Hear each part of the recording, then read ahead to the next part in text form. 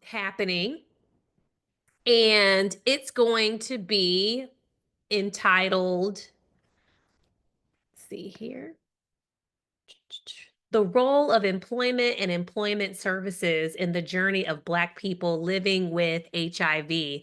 And this panel is going to be moderated by Danielle Warren Diaz, who is the Community Health Program Director at the University of Connecticut Health, Connecticut Children's Youth and Family Community Health Program. So we'd like to welcome Danielle and our panelists. We're going to briefly pivot to spotlight our panelists and get started.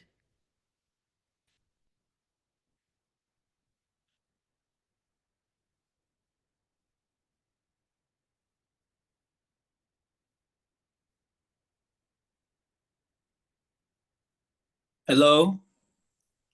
Hello, and then we can remove the PowerPoint. There we go. Hello, I'm going to just add a spotlight for our people here. Let's see.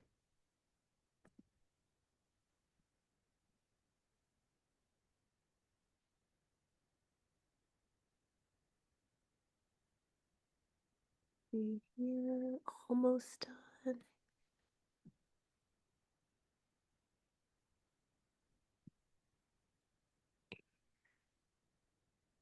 Let's see, did I get everyone? I think I got everybody. Yep, I do believe you have everyone. Awesome. Thank you so much, Dr. Williams. I appreciate you. Good morning, everyone. Good morning, and big shout out to our panelists and to the attendees of this webinar. And I definitely have to give a shout out to the Dandelions. I've worked most of my career with women, infants, children, and youth living with HIV. So shout out, I definitely know your story. I know that you're a lone population, and we're here for you. We're here to root for you. We actually have a dandelion on our panel. I think this is the first time she's heard herself be referred to as a dandelion, but we're gonna have to fix that, Stephanie. So we're here to talk about, our journeys with HIV and employment, and also being Black folk, who are trying to work and have, good careers, and the journeys that we've taken along the way. We take different journeys. We have different types of employment. It's always a blessing to be able to work in the field, but that's not necessarily the case for the majority of people living with HIV. So what I like about this panel is that you're going to really get a different perspective on the continuum of employment, jobs, and career. So today we have Arthur Harris, Octavia Lewis. I called you Octavia, but when I heard your message, I said, okay, Octavia, not Octavia, right? And then we have Pastor Andre McGuire, we have Stephanie Ross, and we have my girl, Shauna Teasley, on our panel today. And I would like to begin by asking you all to briefly give us a little bit about yourselves and give us at least 2 or 3 jobs or types of jobs that you've had so far in your journey in employment/career. Arthur, I'm gonna start with you.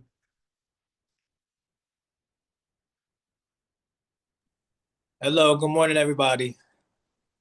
So the employments that I've had within the last couple of years, I worked at Hartford Hospital as a transporter. I've worked as a caseworker a few years ago. It was kind of brief, and that's kind of basically kind of what I do. I don't do it like long term, but it was like off and on. Okay, anything else you want to tell us about yourself? Well, right now, I went to school for human services, so that was something I furthered my career in to help people that had the virus. Also, I'm in school for massage therapy, so I've been trying to get into different stuff that helps people with their health, whether it's mental or whether it's physical. So it's HIV related things. Great, thank you. How about you, Octavia? Good morning, everyone. So some of my recent stints was I was a healthcare coordinator at Montefiore Health Systems in the Bronx, New York.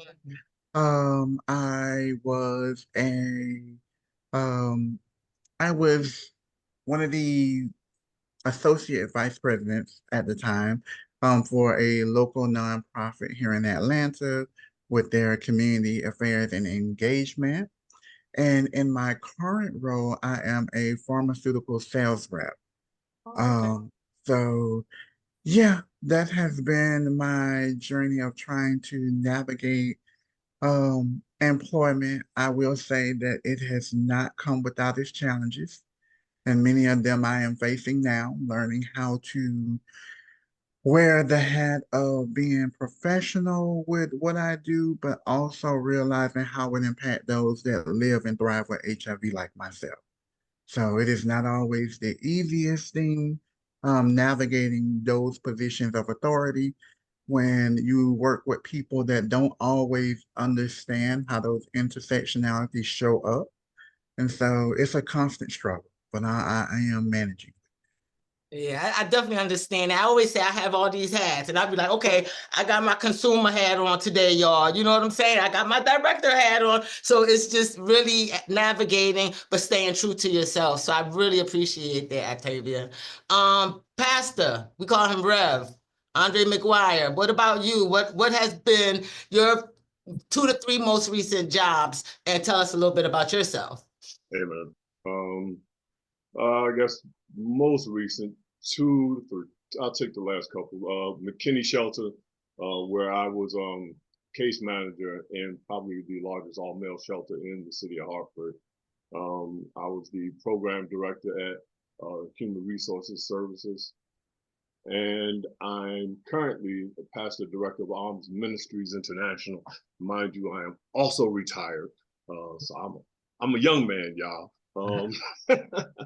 And I've been living with HIV for over 30 years. Initially, I didn't know anything about HIV. So my profession previously was practicing law. So I kind of had a background in advocacy. And I'm grateful for the fact that I had that background.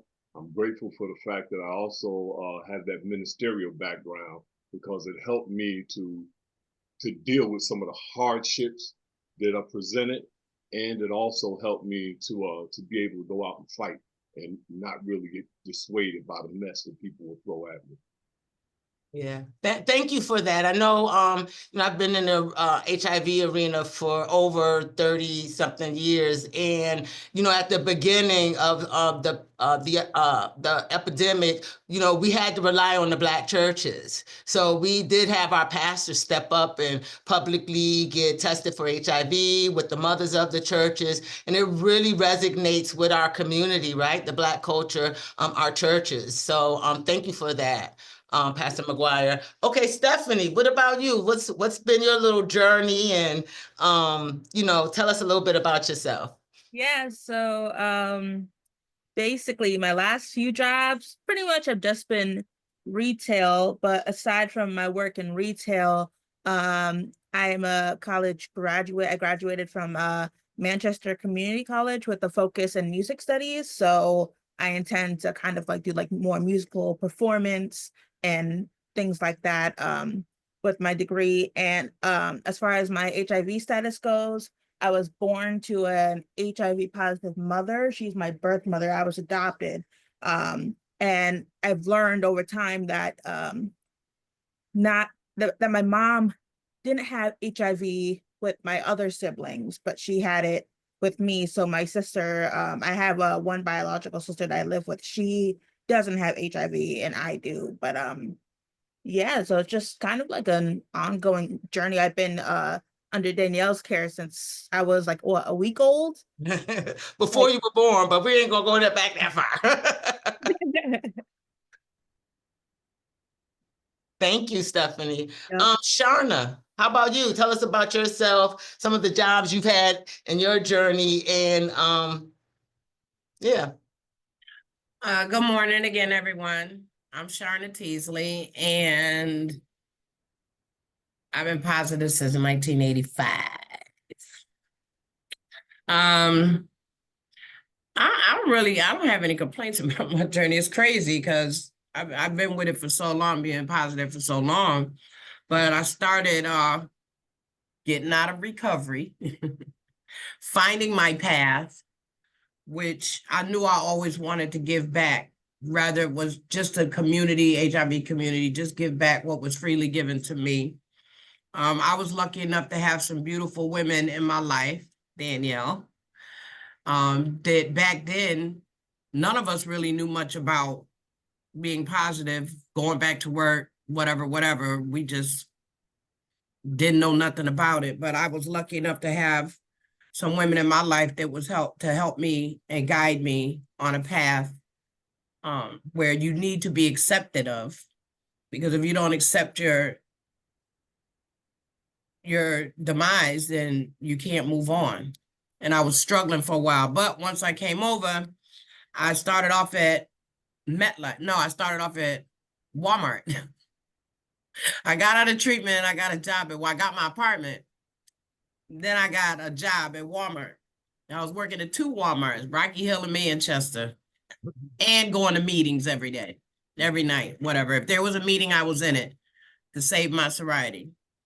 And then what opened the door for me to work even stronger and work towards my passion was becoming a peer support specialist. When they opened up that, they came to me with a little piece of paper like this and said, do something with it. We had a small budget. We had a couple of meetings about it, but I feel that the people that became peer support specialists, myself, Andre, and others, we ended up getting jobs to support other HIV positive people. So that a lot of part of that is where my journey started at. And now I am a client advocate / cash manager for the House of Bread Day Shelter. I run the whole day center for the homeless. I do a lot of referrals out and stuff like that. So I have to work. I'm on disability, but I have to work. They put me on disability in 2009. I was getting depressed. I was seeing the therapist more than I should have. I was doing things, that didn't make any sense. And I wanted to work. I just wanted to work. I didn't want to sit at home and wait once a month for a check. I wanted to work. So that's where the peer support specialist came in at. And then I've just been, and that was in 2009. What is it, 2025? I'm still out here. Still cracking, right? So Still thank you for cracking. that, and talking a little bit about disability, and aside from our beautiful young folk who live with HIV, we are an aging population as well. And as the young sister said, time to pass the torch on and sit back and let them, take the reins. Yeah. So thank you for that, because you can work while being on disability. And it's one of the things that people living with HIV who have been living with HIV for what we call the long-term survivors, who are now becoming elderly or seniors, that it's still okay to work a little bit while collecting disability. So thank you for that, Sharna. Arthur, what impact has employment made on your life? I think it's made a big impact overall, like just helping people, like with me living with it for over like maybe 18 years. It kind of made me like just reach out to different types of people who have been struggling with it for years and trying to give them like therapy and things like that.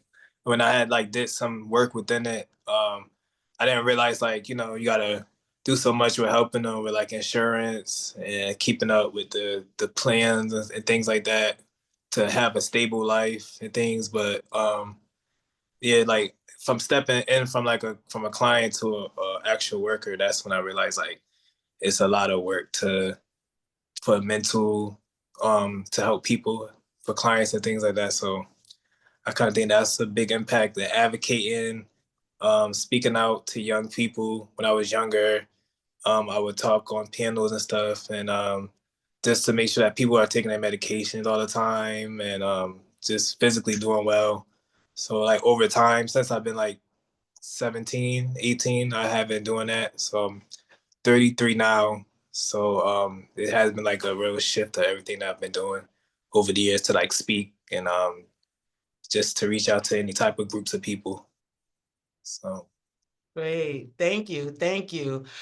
Stephanie, I know that your journey is a little bit different because you've had like little, well, not little, because a job, is a job, the retail jobs. What has that experience been for you? Like what type of struggles working retail job that kind of pays more towards minimum wage?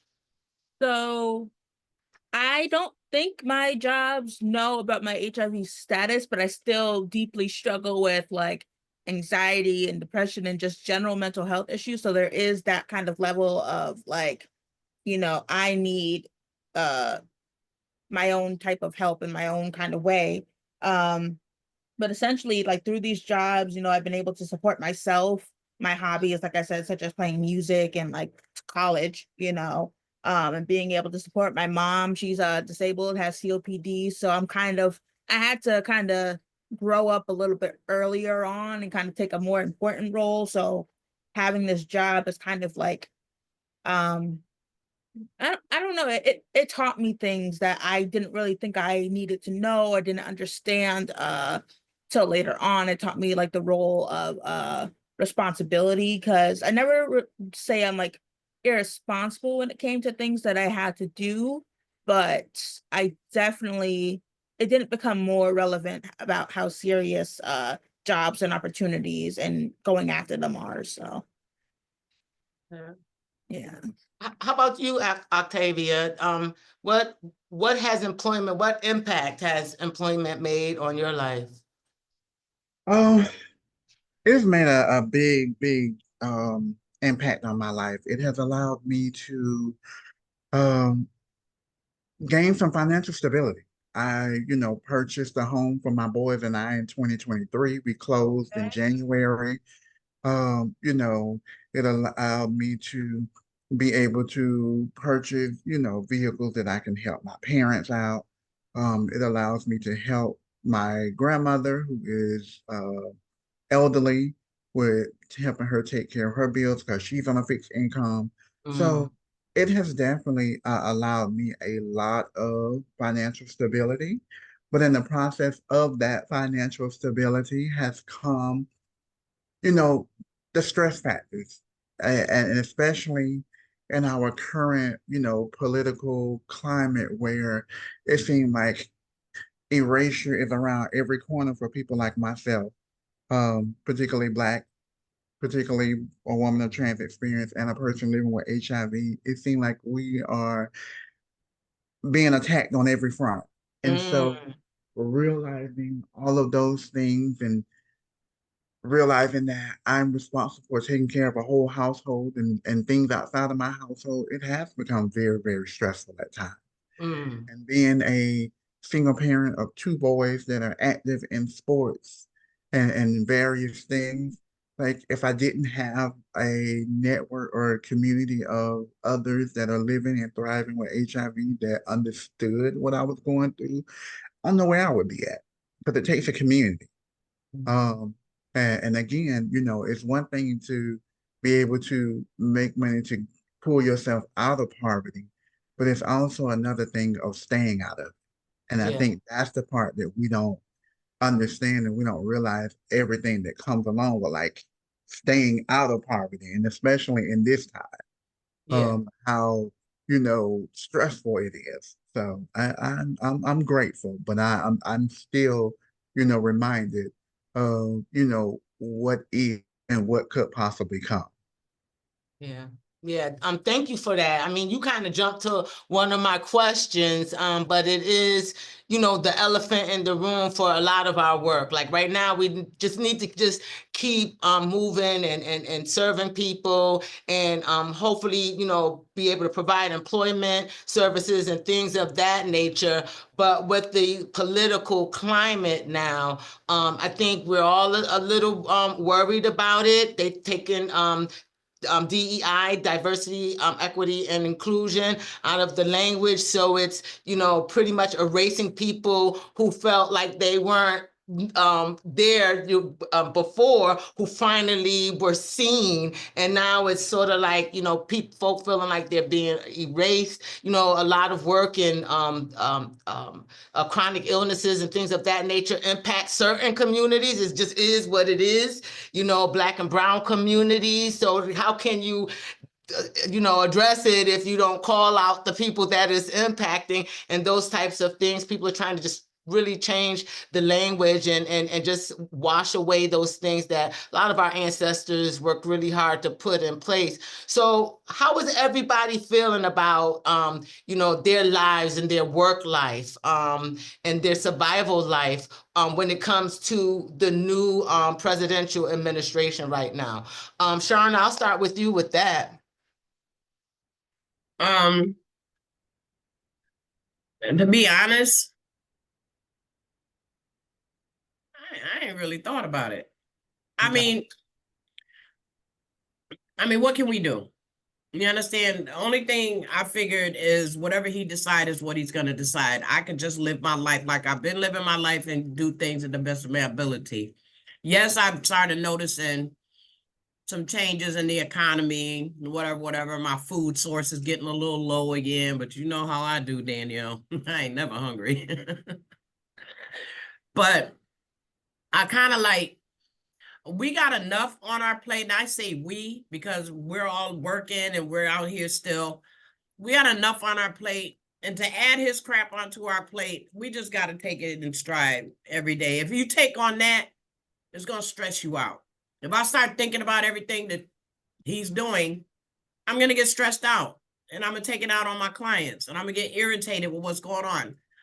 Luckily for me, when I first got this job, I automatically told him I was positive, because there's going to be some days, mental health days, like Dandelions was talking about, everything that them women was talking about. My boss needed to understand, I need those days. If you want me to be productive and get the job done and take care of all these people that I take care of 100 to 200 people a day.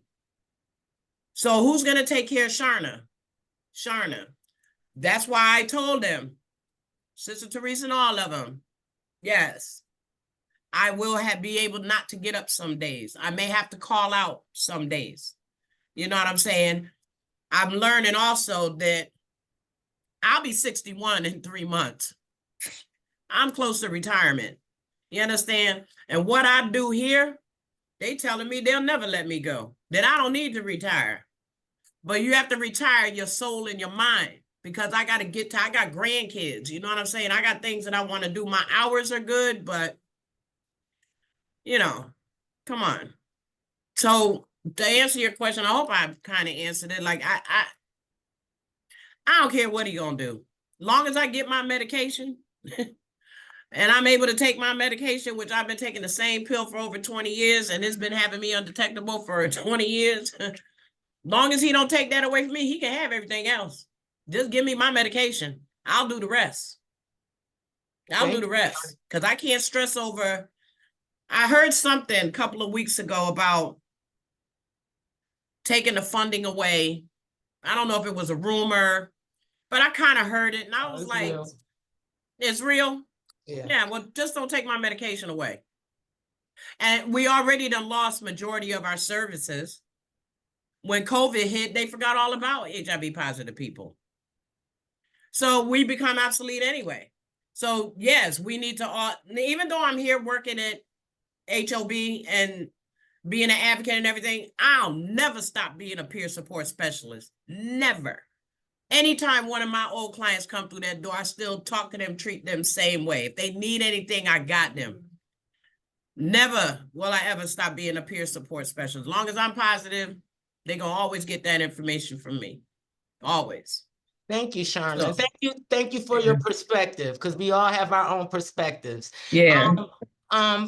Rev, did you want to kind of talk about that a little bit? You know, what's going on with the political climate and work and employment services and things of that nature? Yeah, I have a tendency to take everything he says with a grain of salt, but I deal with it from a very different perspective. I grew up in Newark, New Jersey, in the middle of the riots, and we've been through all kinds of stuff already. This, to me, is no different from the wars and the battles that I've learned how to fight already. I've been blessed to be able to grow up in a situation where pretty much nobody expected anybody from Newark to grow up and do anything or to accomplish anything. And all the folks that I went to high school with, matter of fact, we started middle school, graduated high school, most have graduated from college, most have advanced degrees. And all of us will take a stand when something's not going right. I sit up and I kind of laugh because I'm wondering why nobody understands that this man is violating his oath of office. Because when he took that office, he swore to uphold the Constitution of this country, but he's been dissecting it ever since, and nobody has said anything. But again, I be from a different perspective. You know, the thing that also stands out in my mind, but and I'm talking about as it relates to HIV, I'm a part of a group. Matter of fact, Straight and Positive is a group that I've joined. That's heterosexual men. And I wound up joining that group because, unfortunately, the same battle that I have out in the world dealing with some of the stuff that he's doing is a battle that, as a heterosexual Black man, I've had within the HIV arena. And it has been a battle.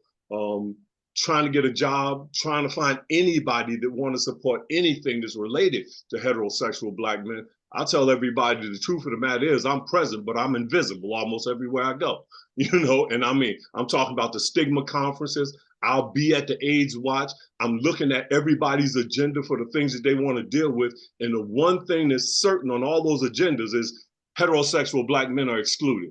Unfortunately for our community, we know that women, for instance, Black women, they will be 70% of the persons that will be newly diagnosed with HIV.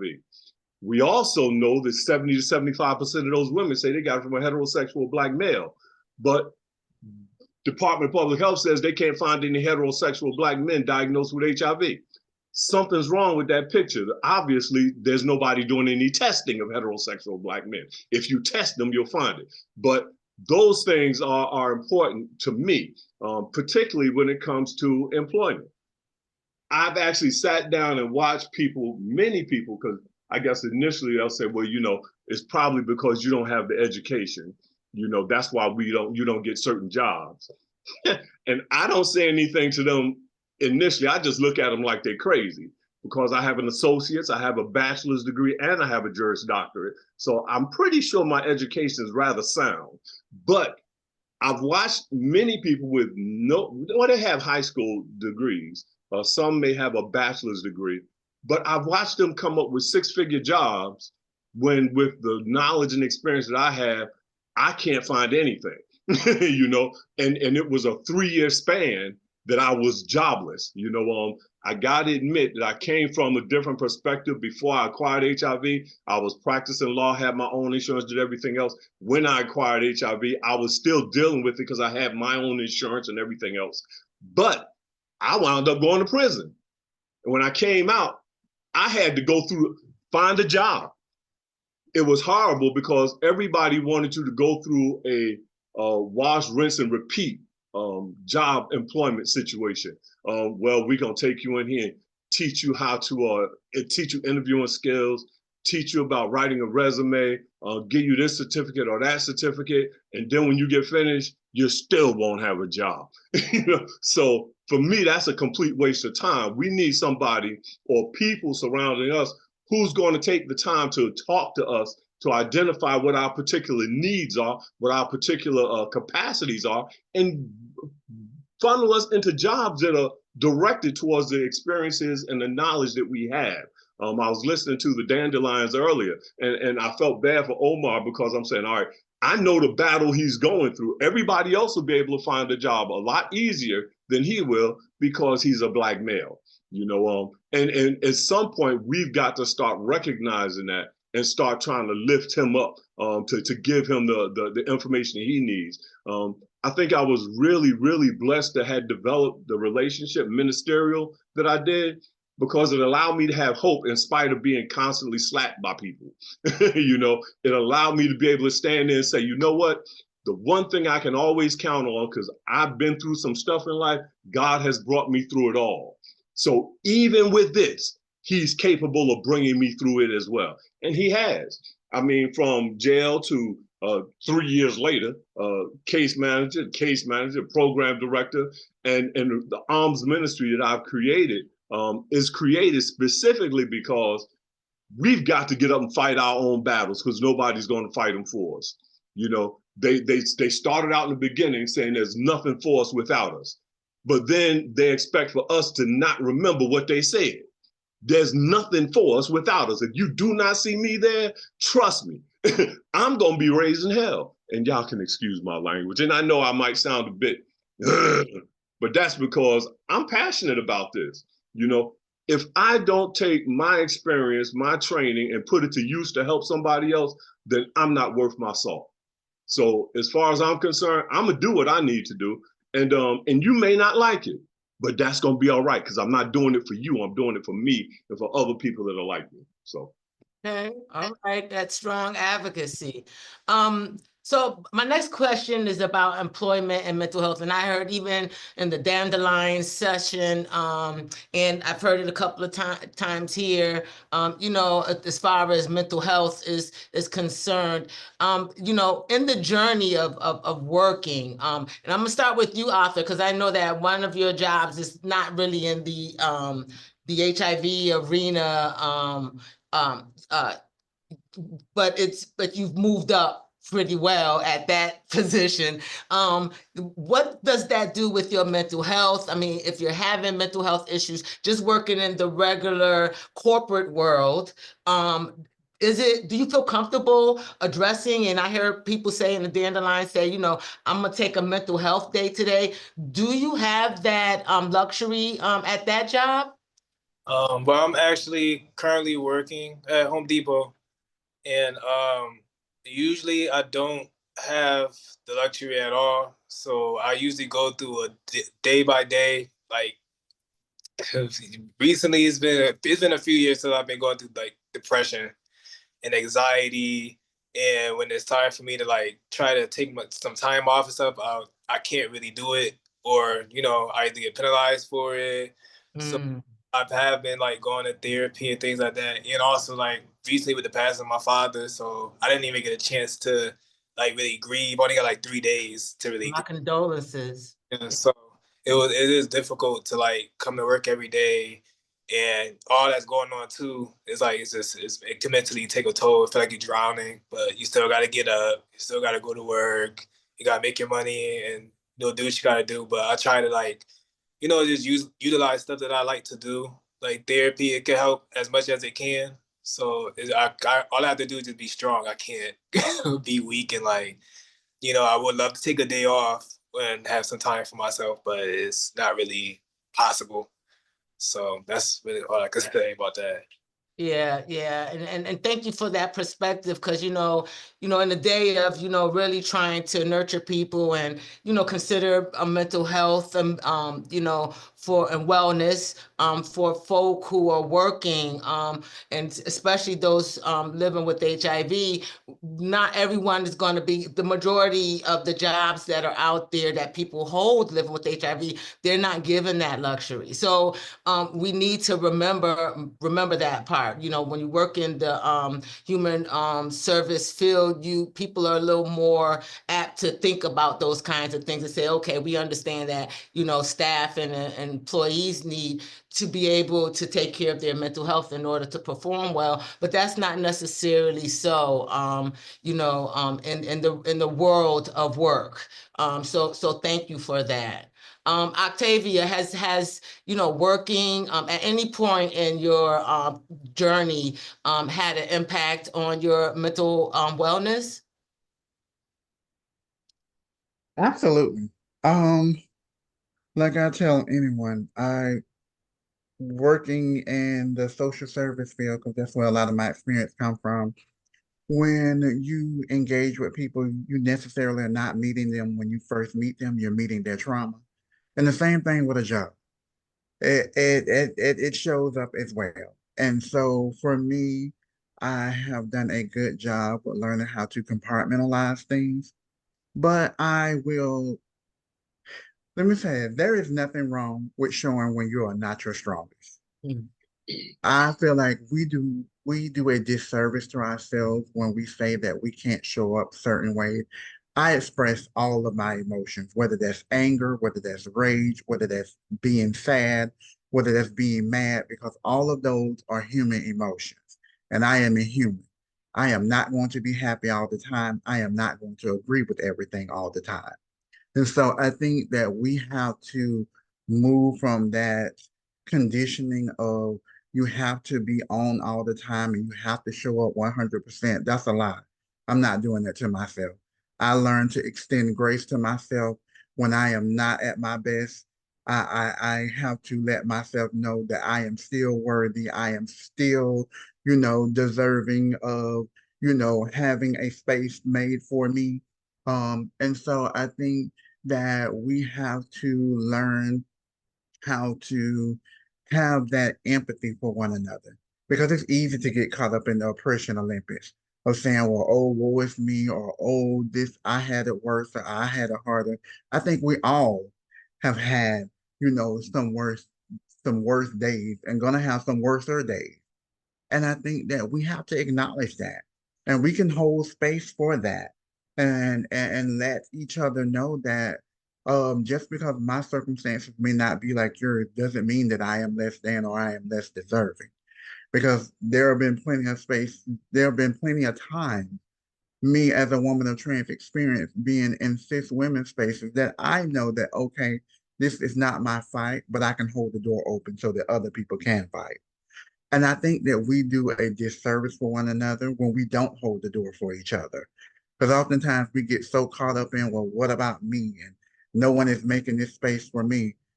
We have to look at where our intersectionalities intertwine with one another because nothing that, if we look at this system was not designed, created, or implemented with none of us in mind. And when we don't take the time to make space for each other, because we're worrying about, well, wait, I haven't had my time. Wait, I haven't had this. Or wait, you're getting too much of this. Yes, there are some of us in this movement space that take up entirely too much space. Let's own it, let's name it. There are some of us that, again, we're not giving the opportunity to have our voices heard. Why? Because people are too busy talking themselves. I don't believe in people being voiceless. I believe that you're not being quiet enough so that you can listen to other people. And so for me, it is about listening to other people. I know that my liberation is not going to come from me fighting alone. I know my liberation ain't going to come from me staying up in my house. I know my liberation ain't going to come from me having insurance on a job. My liberation is going to come from making space for other people that come into the space along with me because I don't believe in being the only one. I don't believe in being a pick me. I believe that it takes all of us with all of our strengths, all of our opportunities to be able to get us out of, to get us or move us into the right direction of liberation. Yeah, thank you. Thank you, Octavia, for that. It's, that collaboration, that, holding each other up, that, that intersection of just coming together and just, voicing, the needs of people is just really important. And it's actually important to our mental health in this journey on these jobs. I'm on my third generation of folk. I had the grandmas, I had their kids who were born with HIV and they're having kids now. And we buried a lot of babies and mothers and grandmothers. And I remember the first child I helped a family help bury. She was 3 years old. And she was dying from AIDS. This was back in the 90s. And she looked like she should have been under a Christmas tree because the casket was so small and it was white. And then they had her in white, you know, so I helped, and she was with the foster family.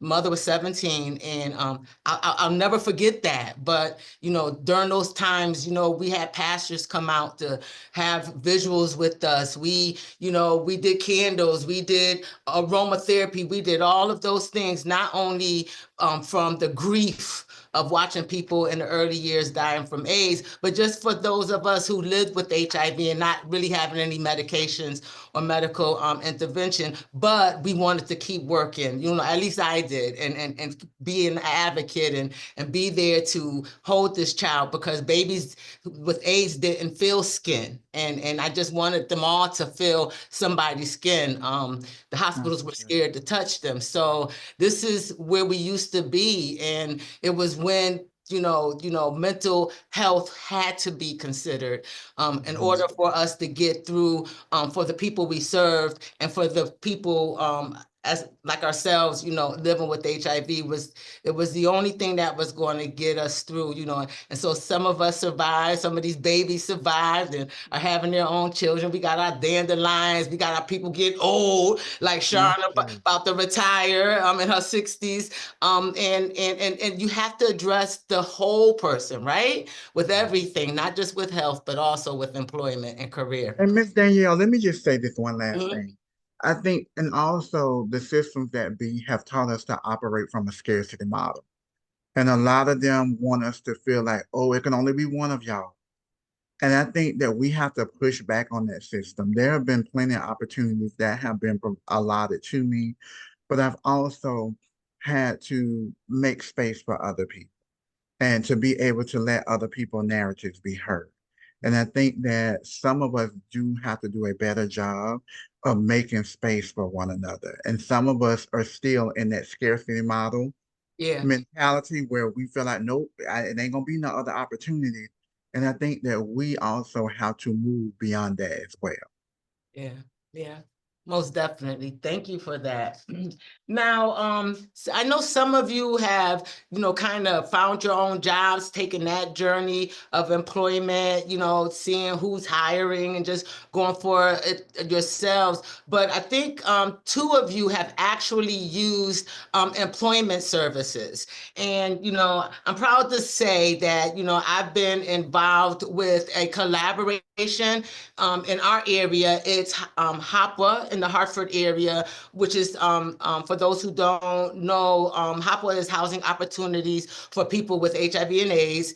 And it's a collaborative effort with our Hartford Transitional Grant Area, Ryan White Part A funder, as well as the national, with Mark, your agency. So we've come together to really put a program that really specifically address people living with HIV who want to work, want to get busy. It could be volunteering because, you know, we do have an age population and they're retired, but, you know, might want to make some little coins on the side, just really taking people from where they are. And I know two of you have used it. I'm going to start with you, Stephanie, because I know that you've used this employment service for people with HIV in our area. And I want you to tell us what your experiences has been with a specialized employment service, as opposed to when you were just out there trying to just find some work. What has that done for you? Well, for starters, you know, without these services, you know, I'm looking and probably finding opportunities that aren't right for me, not because they're bad jobs, but they just don't match my abilities and my skill set and complement my potential. But with the services, it's just like, you know, you get introduced to the people who you need to know, you know where to ask. And then when you're meeting with these people, you know, it's just like a closed mouth doesn't get fed, essentially. So, you know, they encourage you to ask questions. And I feel like without them, actually, my job now, I work in retail, but I had got this job through the employment searches and all that kind of stuff. And it kind of just really helps me to get settled so I can have peace of mind while I kind of, you know, after work, focus on myself and kind of like still create, you know, my next step, where do I want to move to next. So it's really been transformational. I don't think I can kind of picture my work background without these services. So I think I use them pretty much for the whole thing, minus like one job, maybe two. Yeah, and I know that, you know, your employment counselor now is trying to help you get into some type of employment around music, right? Yeah, actually, it's kind of funny too. When I met with I think it was through Mark's program, when I met Jill and Tamara, they had a good foundation, kind of helped me set up some goals to kind of slowly but surely kind of get ahead, like one step at a time, in terms of like how I'm gonna get to where I want to be musically, even just the first steps.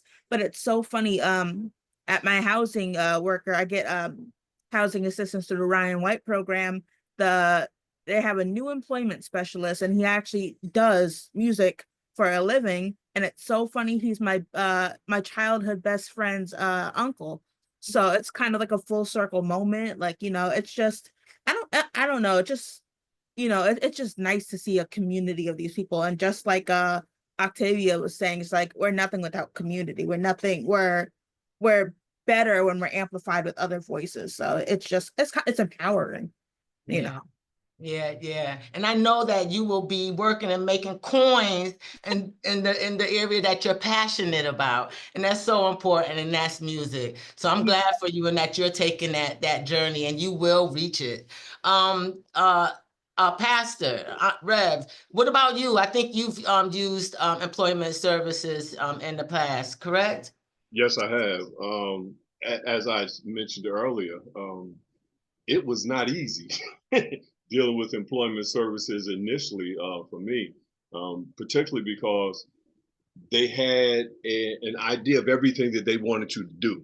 And a lot of it really had no application to me at all. And it was extremely difficult. The thing that I wound up, I think I had on my side, was I had a desire to go to work. So when the American Job Center, which is up here, when they opened up at 9 o'clock in the morning, I was there. They closed at 4 o'clock and I was still there. And people are like, why are you always here? Well, while I don't have a job, my job is to look for a job. And so I was there. And as a result, though, a couple of ladies, Jill is one of them, that worked there, saw me there every day. And they came and they said, look, you know, we've looked at your resume and you wrote your resume better than we could have written it. So it doesn't make sense for us to be trying to push you through the normal channels. Give me your resume. And when I go somewhere and they're looking for a job, I'm going to give them your resume and tell them to call you. That's how I got the first job. You know, the blessing is I also was a part of Hopway at that time, and nobody was really doing anything as it related to workforce development. And I'm really appreciative for the program that we put together. It's employment development. We started off, it was being done through Hopper because they allow you to do some employment development work there.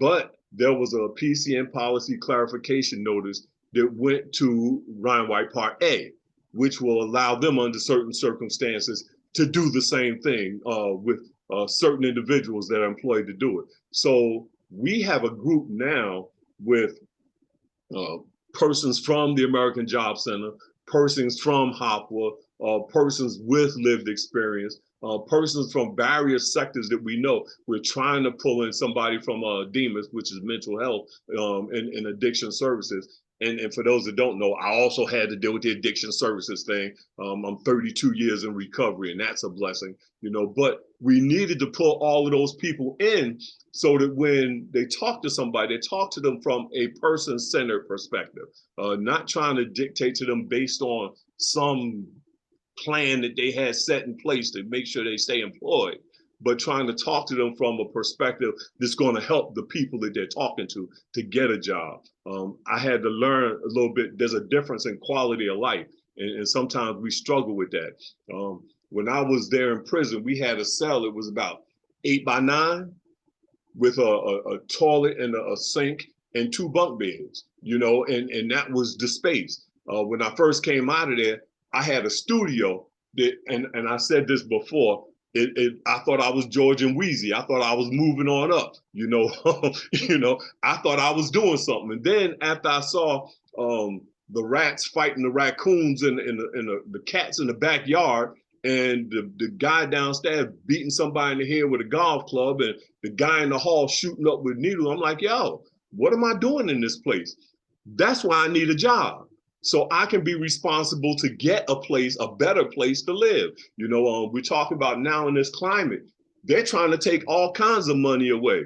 We need to be preparing the people that are coming in to live, not just let them come in, get them a $5 gift card, $25 gift card, and say they ain't starting no trouble, so I'm just happy to sign off on all this stuff.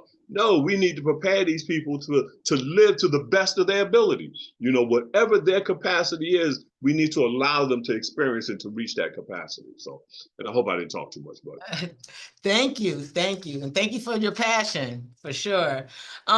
One question that I have, and I want all of you to think about and address, and that is, we have counselors on here, we have vocational rehabilitation folk here, just a gamut of providers who can connect people living with HIV to employment and careers, and education and things of that nature. What advice would you give those counselors or folk who work in that arena when it comes to working with people with HIV in terms of helping them with employment and career paths? Like, what would you say to another person who could help someone take a journey through employment and careers? Arthur, I'll start with you. What advice do you have? I would just say take your time with them. Like, what they want. I just say take your time. Yeah. Patience, right? Yeah. Very good. Octavia, what advice would you give? We are not a monolithic community. We are all not going to get to the same place at the same time. Some of us are going to walk, some of us are going to take a taxi, some of us are going to take the bus, some are going to ride a train, and some are going to get on a plane. Mhm. So just know that our journeys are unique to us, and that models have to be catered and centered to the individual. Because again, one size does not fit all. Thank you. Rev? I would say don't give up. It sometimes can be really frustrating, and our mind can say, nothing's gonna ever happen for me, and we can just quit. But your blessing is just right on the other side of where you are. Don't give up. There's always. I didn't think there was anybody that was going to be out there to help me. And just as an example, in recovery, I never asked anybody for help because I was never taught to ask anybody for help. And from my experience, wasn't nobody gonna help no way. But I came in and actually said I had a problem, and I was amazed how people came to help me. We may not be used to doing it, but don't give up and don't be afraid to share your story. Because if you never share your story, nobody ever knows you need help. So don't give up and don't be afraid to share your story. Great, thank you so much. Stephanie, what about you from your perspective? I know you're not that long ago out of high school and just finished college. What advice would you give a counselor, or someone working with someone with HIV who want a career? So I would say not just listen, but hear us also. And just like Octavia was saying, it's like one size opportunities don't fit all. You got to kind of be willing to extend the other options available to those of us living with HIV. A lot of people would like to tell you where they think you should be placed because what your status is, what you look like, what you are on paper and off of paper, but you kind of just gotta not really go above and beyond, but you gotta go outside of that box. You gotta take some options outside of those places. Yeah, thank you. That reminds, because I do that. I, honestly, because I'm like, okay, you need to work in the HIV field. I tell all of the kids that, right? Take this test, you know. And but not everybody is really meant to do that. I remember saying this to one woman. She said, because I don't like people like that. I said, okay. So yeah, so to really take people and who they are into consideration, right? When they're guiding them. For that, you know what I mean? It's good to kind of tell, encourage them to do more than what they feel like they can do, but just letting them know that there's other options beyond that too, so you're not wrong for that, because trust me, I do it to other people without realizing it. My mom does it to me. You already know how that goes. Yeah. Thank you. Sharna, what would you advise a counselor who is working with someone living with HIV as far as helping them with an employment or career journey? I'm back up with what Andre say, what Pastor say, like being patient with us. I know with my situation over here, it's crazy because my boss about as old as my ass is, and he did not know nothing. It's almost like he didn't even know about nothing about HIV. When I first revealed to them, because I feel like I said before, I went through the work program through disability, SSI. They had a work program for people on disability to go back to work. That's what encouraged me to go back to work. Okay. And then that's right around the same time where the peer support specialist came in, the project came in. So it just blended right on in. And because I was able to work and it accommodated, the peer support program accommodated us and our time and what disability would only allow us to have and things like that. So, and it doesn't affect me at all. So I would just say to my peers, if you're comfortable within yourself and you're comfortable enough to let them know, because if it's a job that you really, really want and that you really love and you know that you could bring it to the table, fight for it. Fight for your position. Because when one door closes, another one will. Peer support closed their door. 5 weeks later, I was hired as to run a day center. So always just stay positive. That's about it. And then just they need to be patient with us. Thank you. Thank you. Thank you all. Thank you, panelists. I do want to address just one question that I saw in the chat. And no, no one has to disclose their health situation, Nope. whether it's HIV or anything else. So I just want to Nope. answer that question. That's a resounding no. Yes. So thank you, panelists. You know, you all were great. And I know if there's any other questions that come up afterwards, we'll be able to address those at another time. But I was told that our session is over. Thank you all so much. I mean, I just feel like there's so many gems of knowledge that are being shared, and also resources and support that I know for our students and probably for many on this call as counselors or future counselors need to know in order to best support this community. So thank you so much. Thank you, Danielle, for leading this very informative panel. And we're rounding the curve towards the end of our time here. We do have one more dynamic panel, and then we're going to have Related resources. Oh, no. So I think for me, I will say that I was blessed. Both my sisters are social workers.